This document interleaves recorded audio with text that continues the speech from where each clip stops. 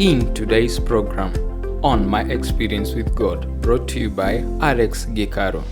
Hi, how are you? Welcome to this channel.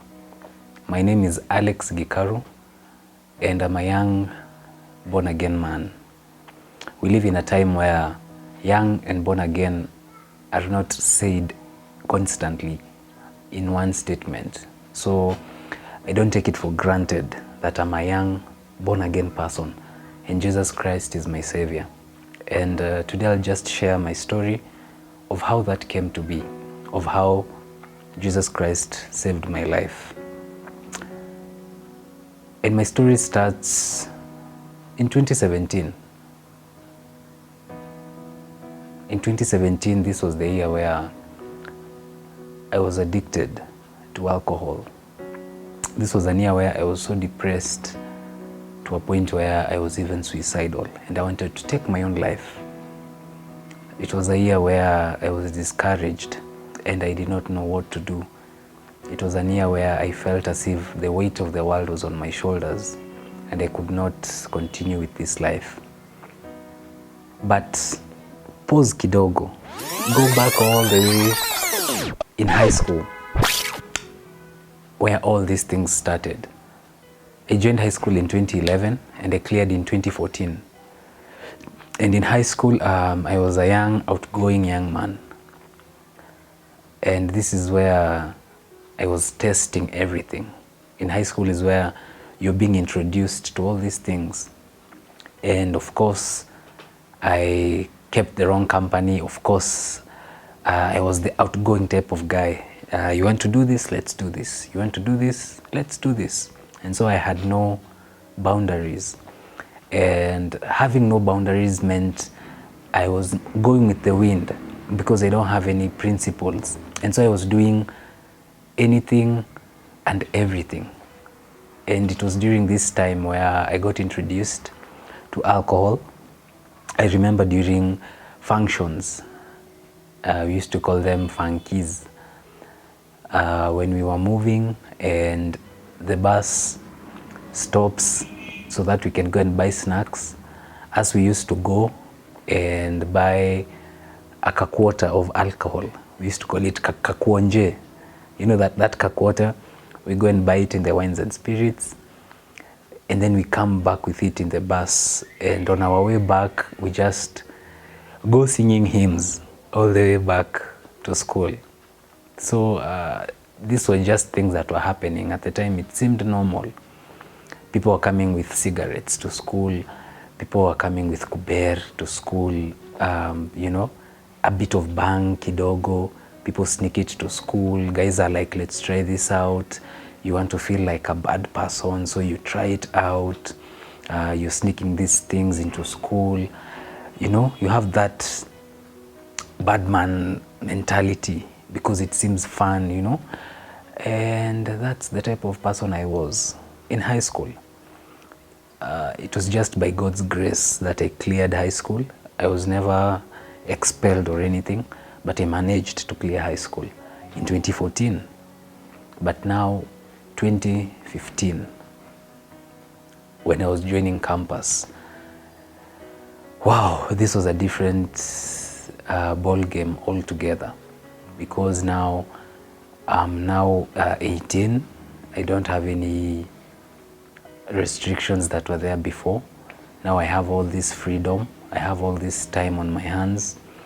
There is no limit to what you can do. I'm now in campus. Everything is there. You're your own boss. You're your own manager. There is no routine that you're following. There is no, you know, the rules that were there before in high school. Now they are no longer there. And now there are no boundaries whatsoever. And so I've been thrown into that environment with the type of person I was in high school. Remember my character in high school. So now I'm in campus and we are learning all these things in first year. Most of the guys we were with in high school, we found ourselves in the same campus. And so we are just excited because we have this mentality that when we're in campus, we will do all that we want. I will never shave my head. I will stay with this afro for the rest of my life. And so, we have that mentality, things that we used to hear in high school. In campus, you're together with ladies. There is so much freedom. And so this continued, and definitely I found myself attracting the wrong crowd, people who we used to think the same thing, that now it's time now to live life, no restrictions. Hiyo kuteswa yote ya high school sasa ni kutoa stress. I found so many people who we have the same mentality with. And I remember in first year, I actually thought that I could balance life. I thought that I could read. As long as I read and go and have fun, then I can balance everything. That's what I thought. That as long as I'm reading, then I can, go out drinking and stuff. So first year, second year, we used to do these things on Fridays. In every campus, I'm sure somewhere around there is just a place. We call it base. Somewhere where people can go and just drink and do all these things. And that's what we used to do every Friday. Once Friday reaches, we go to base. Every Friday, class is over, we hasten our steps so that we can go to base. And this is now continuing. It's continuing. You're longing for Friday. That Friday text that asks you uko, and you are confused, you don't know what to do. You quickly respond to that text, and I'm with those types of friends. So that was a habit that I got in first year, second year. And now second year, 2.2 there. Now it started increasing. We used to go on Fridays, but now we start going Thursdays, Fridays. It goes increasing. Wednesday, Thursday, Fridays. Now the balance that I thought I had is slowly slipping away, because I can no longer manage myself. I can no longer balance myself. I can read and still have fun. So the balance is slowly slipping away, because now I'm missing classes to go drink. Now we are telling each other, me and my friends, we don't have to go to class, let's just go here. Now it starts becoming another habit that you're growing. Tuesday, Wednesday, Thursday, Friday, every day, we just go to base. And during that time, we got introduced to a drug called mogoka. Mira, it's another word for it. It's a drug which you take a big G and a leaf, and then you chew them together. I'm sure you've seen people with a huge thing in their mouth, and they're chewing it. We got introduced to mogoka during this time, and this is a drug in campus. People are taking mogoka in amazing quantities, and we were so excited. There is this drug, it doesn't smell. You just chew it, and then your eyes stay open for the whole night. You don't get drunk and all these things. And so it was introduced at that time. And of course, we have cigarettes. We have bangi, which is everything is happening. And now you take all these drugs together. You take mogoka, then you take some alcohol, then you smoke, and then you feel as if you're in a different world. So that is now 2.2.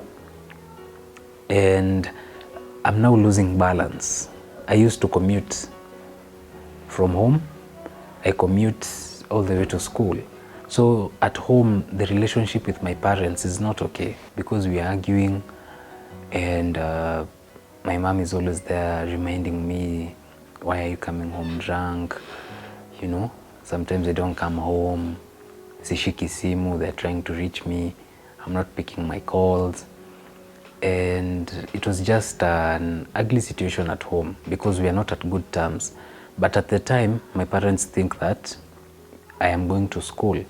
But actually, I'm not really going to school. I'm just preparing myself, waking up very well, preparing myself.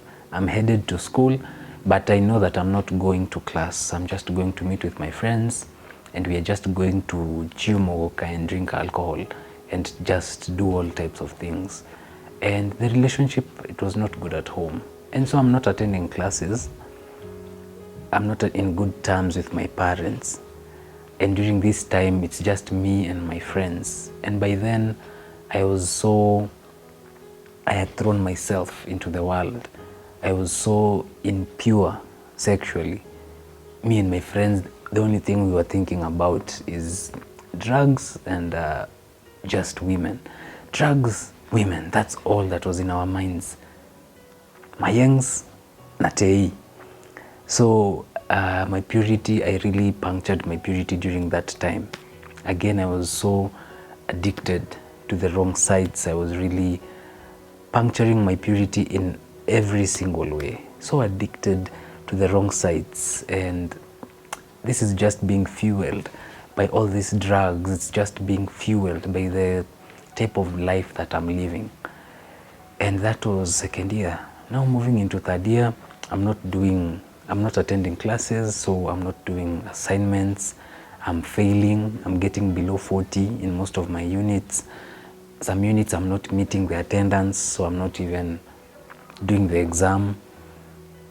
And moving into third year, now in terms of academics, I was really behind, because in one semester where you're doing 7 units, I found myself doing like only 2. Then you have 5 retakes. And these things are just compiling. They're compiling, they're accumulating. I have retakes, you know. My parents don't know. They're still paying school fees, thinking that I'm going to class. Again, we are not in good terms because of my conduct. And it was a very trying period for my parents. Me, I was just having fun. I was just being young. And I remember one time where this story I'm told because I can't remember. My parents found me on the bed. I'm told that I was just sleeping. I was laying unconscious on the bed, and they tried to wake me up. I was not responding, and it became an emergency. They had to carry me, put me in the car. They tell me that my heartbeat was very faint, and everyone, my sisters, my brother, everyone was in the car, and I had to be rushed to the hospital. And in the hospital, they immediately knew that I was intoxicated, because I was from a drinking spree. And so what they do is that they pump what you have taken outside, and they drip you with water. So it was a very messy situation. My parents there, my mom crying, praying in all the tongues that she knows. And I stayed in hospital for actually 3 days, because I remember waking up and wondering where I am. I've found fluorescent tubes. I'm wondering what is happening. There's all these tubes in my nose, and I was just confused waking up.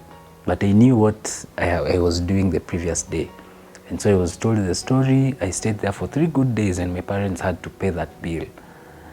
And every time I remember this story, I just tell them I'm very sorry for what I took you guys through. But that was now during that period. And after that, I did not learn anything. I still continued. I was still waking up. I prepare myself. Instead of going to school, I go to base. And now life started catching up with me. Now the reality of life starts setting in, because as a young person, you usually don't think beyond your nose. You just think for the moment, you know. YOLO, you only live once. Let me do this right now. Let me have fun right now. That's all we think about as young people. Let me just have fun right now. Tomorrow will sort itself. But in 2017, beginning of 2017, now things started setting in. I'm looking at my life, and I'm not content with what I'm seeing. I have so many retakes. My parents don't know they are paying school fees, you know. I can't stop taking these drugs. I was even taking Mira at home. I carry some at home inside the car bag so that I can take it at night as I sleep. You know, I'm waking up in the wee hours of the night so that I can go and smoke outside the house. I was at a very terrible place, and I started thinking about life, just wondering what is really happening. What is this life for? I started asking myself questions like, is it really necessary? You know, this life where you have to go through all these problems, is it really necessary for someone to, you know, keep hustling and hustling? And deep down, I know the expectations that my family has, and when I look at what I'm actually producing, they're two worlds apart. And slowly, I started becoming depressed. But I'm still drinking, I'm still meeting with my friends, no one knows what is happening. When I'm with them, I'm just laughing, I'm smiling, they can't tell what is happening. But anytime I go back home, I just go back to those thoughts, asking myself, is life really worth living? Why do we have to struggle for everything? You know, why was I created? I had all these questions, and I was not happy at all. And these thoughts continued until a point where I actually believed these thoughts, that no one asked me to be here, so no one should ask me if I want to take my life. You know, that's what I was reasoning at the time. If no one told me I need to be here, then no one should tell me I want out, I want to quit. And so late 2017, around October, November, I remember I decided that I will take my own life. I decided that enough is enough. I've been pondering about it, but now I will actually do this thing and I'll take my own life.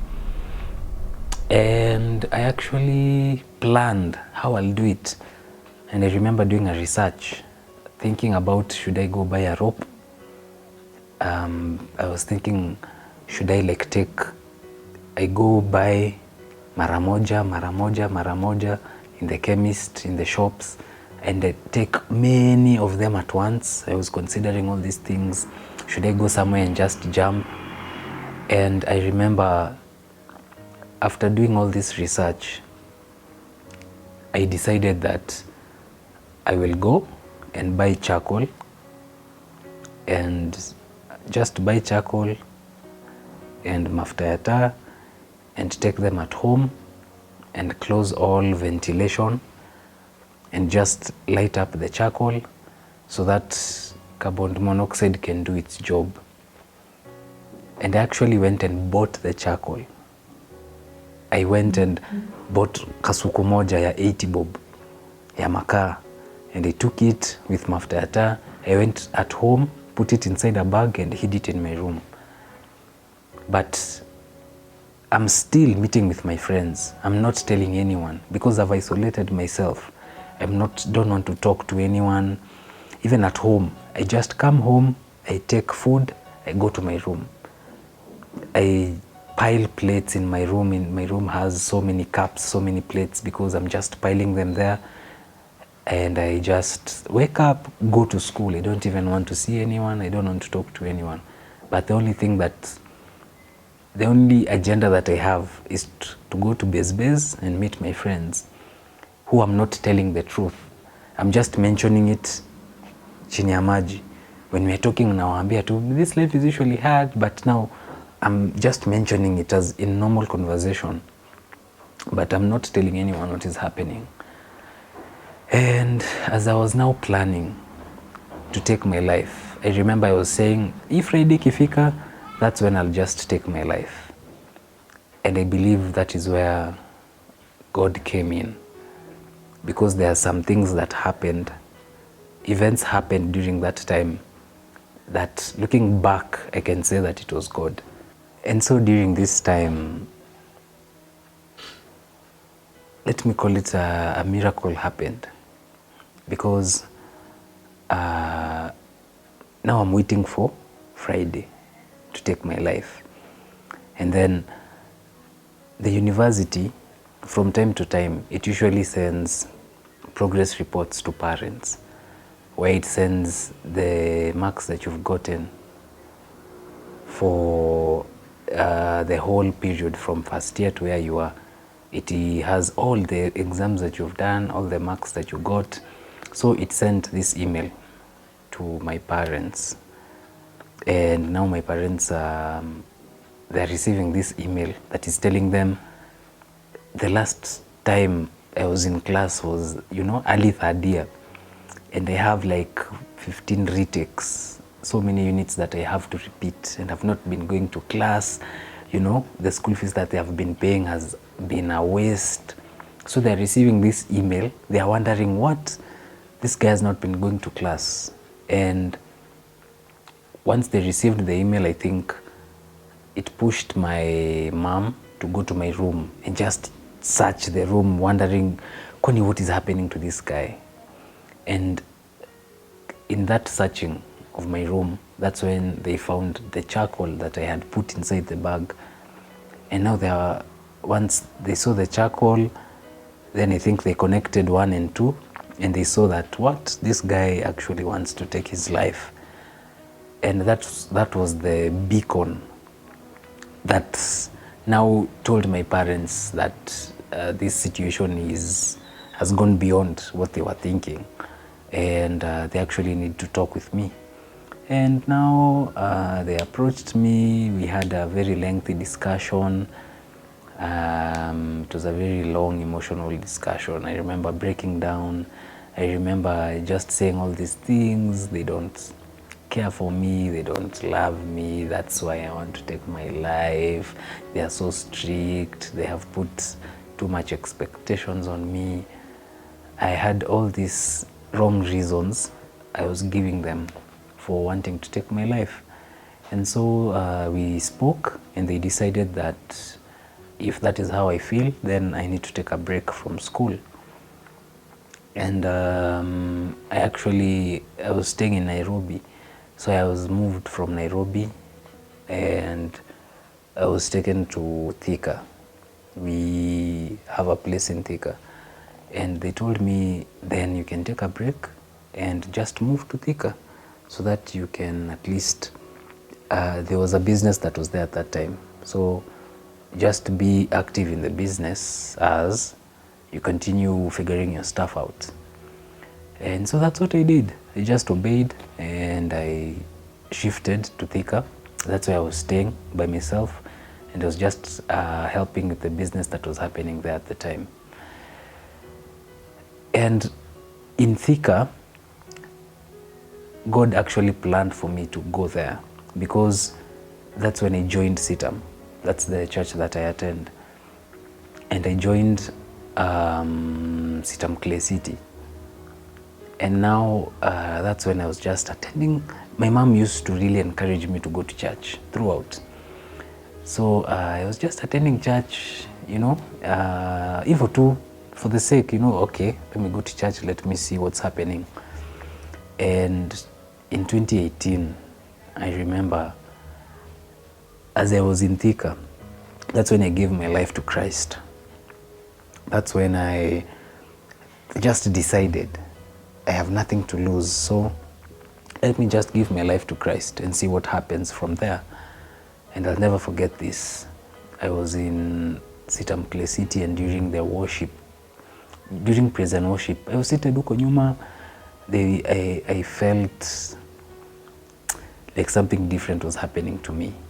I was just lifting my hands in praise and worship, and I'm just feeling all this, as if I'm floating, as if I just had a weird feeling. And that's what tells me that there is something different that happened on that Sunday in 2018. And now I just continued. I went back to Thika after that experience. And now I was just slowly leaving those things behind, the drugs, the sexual impurity, pornography, all these things. but I'm not noticing, but actually I'm not thinking about them. I'm just staying long periods without doing it, you know.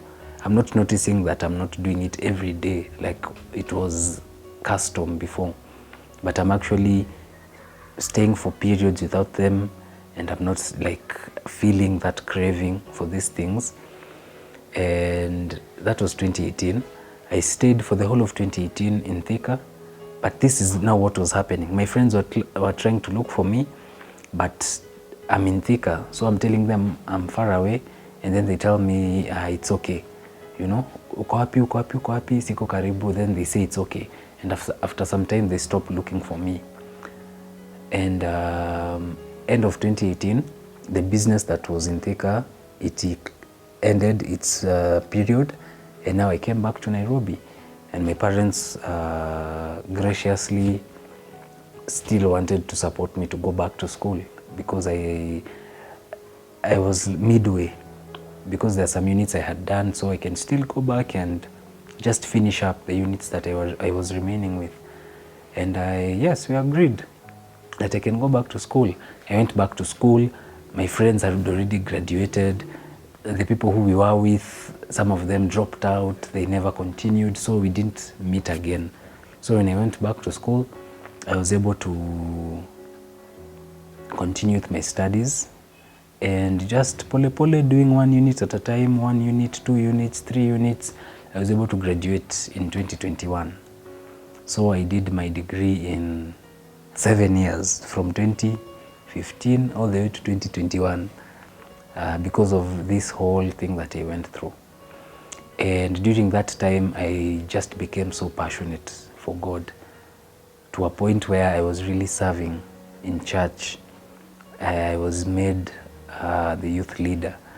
I am the youth leader now, but something inside me was just really beating for service of God and just dealing with young people. And I was able to graduate. I'm able to serve right now in church, and I'm not a perfect person right now, but I'm progressing. Each and every day I work towards making myself a better person. I am now free from the chains of alcohol. I'm free from the chains of pornography. I'm free from the chains of depression and suicidal thoughts and all those things that were really a burden in one season. Right now I can say that I am free. And looking at my story, the message that I have for young people, more so young people, because I'm really passionate about young people, because of what I went through.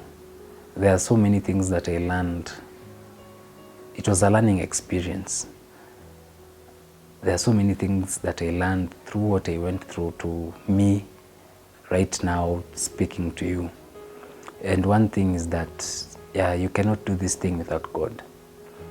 Whatever burden you have, anything that you feel you need, your identity, all these things, you cannot do them without Christ. Your purpose, it really bothered me, that question, why was I created? But for you to know why you were created, you have to go back to the Creator, because He's the one who knows why you were created. So young people, you cannot do this thing without God. That is my biggest take that I'd tell young people from my story, is that we need God. And the earlier you start with God, the better it is for you. So as a young person, you need to make sure that you start with God as early as you can, because you won't regret it. I've gone both ways of the path. I've gone into the world, and I've gone through this, Christian walk. And I can tell you for a fact that this Christian walk, you will never regret it, because right now I don't have burdens that I'm carrying, I have an easier yoke. I'm now free, because freedom is not going to do what you want, going to take drugs, your parents are not asking you. Freedom is actually having the chance to do those things and choosing not to do them, because now you are free. You have not been held down by those chains of addictions and all these things that the enemy is trying to do to distract young people. So for the young people, you do need God. And the second person I'd like to talk to is people who are depressed and suicidal. Suicide is actually something that is really taking down many of our young people. I'm sure every young person knows a friend of theirs who killed themselves, because the enemy is really putting all these things in our minds that we are not supposed to be there, we are not enough, you know, we don't deserve to be here. The things that he told me during that time, that, you know, the world would be a better place without me. But I want to tell you that you do make a difference. You do make a difference. There is something that people will lose if you are not there. There is something that people will miss if you are not there. You do make a difference. So keep on fighting. Don't allow the enemy to lie to you or to tell you anything contrary to what is true. You do make a difference, and so continue fighting. If I was able to overcome, then anyone can overcome. But you need to know you do make a difference. And if you've ever had suicidal thoughts, it means that there is something that is ahead of you that is so great that the only way the enemy can deal with you is by removing you from the picture. So continue fighting, continue fighting, continue fighting. Don't give up, because you do make a difference. And parents, I want to encourage parents, because parents go through a lot of things. To date, when I talk with my parents, they just tell me that they were once so depressed themselves because of what I was doing, you know. They're sacrificing so much, and I'm just there. I'm not thankful, I'm just doing my own thing, I'm not taking advice, and they were sacrificing so much. So I want to encourage parents that continue praying for that child, continue believing that God will restore your family, continue, don't give up, continue praying for that child until they come back. Because I was once a pain to my parents, but right now, my parents are actually proud of me right now, after everything that I made them go through. But it was because they continued praying, they continued guiding me to Christ, because you have to continue fighting for that child. And when you continue fighting for them, surely, God through his power will bring them back. So that's my story. Young people, inawezekana, it is possible for a young person to stay pure. It is possible for you not to drink alcohol. It is possible for you to live self-controlled lives. And as I finish, I want to leave you with my favorite scripture, which is Romans 12. And it says, do not conform to the patterns of this world, but be transformed by the renewal of your mind. And then you'll get to test and approve God's good will over your life. So don't conform to patterns of this world. Allow God to transform you. You know, join a church. Look for other Christians. Leave those friends alone. Like, pray, read the Bible. Do these small steps every day, and you'll be growing and growing slowly in your faith. And when you do this, I promise you that you will get to test and approve of God's good will over your life. So remember, you need Christ, and you cannot do this without him. Thank you, guys. Please like, share, and subscribe to this channel. Make sure someone else hears this story. And may God bless you. See you on the flip side. Nasibadilishi nampenda Bwana, nasibadilishi ameniokoa. Let's just hear you guys say, nampenda Bwana, nampenda Bwana, nasibadilishi ameniokoa, nasibadilishi nampenda